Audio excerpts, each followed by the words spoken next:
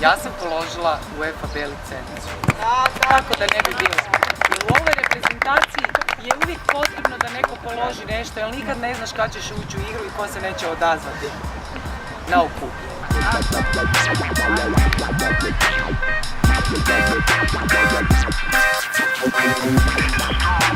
Šta misliš, ko će pobijediti? Pa ja vjerujem da ćemo mi pobijediti. Prošlu utakmicu smo bili blizu. Igrali smo dobro protiv njih, mislim da ne postoji razlog zašto je ne bi ovaj put dobro. Cure su spremne, sve su željne, motivirane, da mislim da ćemo dobiti. Daćemo sve od sebe. A kak si ti, jesi ti ozlijeđena? A jesam, već mjesec dana, malo mi je kost napukla pa radim sad još terapiju tu u Dinamu. Nadam se da ću biti spremna do Srbije, da će biti sve okej. Vidjet ćemo. Ko je od srpskih nogometašica najopasniji? Pa iskreno ja ne poznam baš igračice, znam da imaju par dobrih igračica koji igraju inozemstvu, ali sad pojedinačno ih baš ne poznajem, iskreno. Ali ima isto kvalitetnih igračica, ali imamo i mi, mislim da smo mi kao tim jači od njih i da ćemo dobiti utakmicu.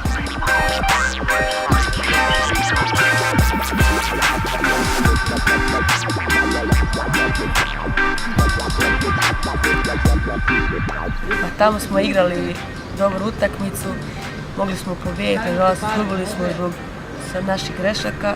Sad ćemo to sad ispraviti, da ćemo igrati dobru utakmicu i svoji 3 boda. Ti je ozlijeđena? Pa leđa sam se počela, pa treba malo odmoriti. Tajna nekakva ova taktika što sprema vaš izbornik? Pa izbornik još nije rekao svoju taktiku, tako da njegove planove tek očekujemo.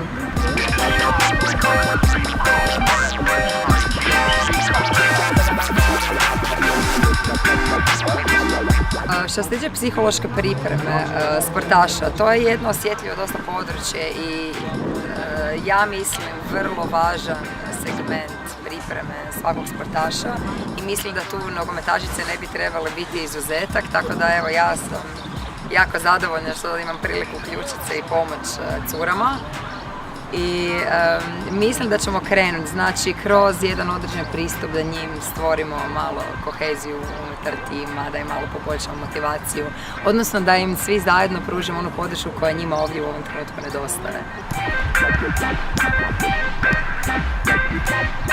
Yeah, of course I do. I always go into a game thinking we have a chance, and I mean we're all coming off, a couple just played in the Croatian final, so I think we have some momentum with that, and I mean we're all here and hopefully most are healthy, so yeah, definitely I think we have a chance, I mean the last time when we played in Serbia, I mean obviously the result didn't go our way, but it was just, really a couple mistakes that led to direct goal, so if we can eliminate those mistakes, then yeah, for sure.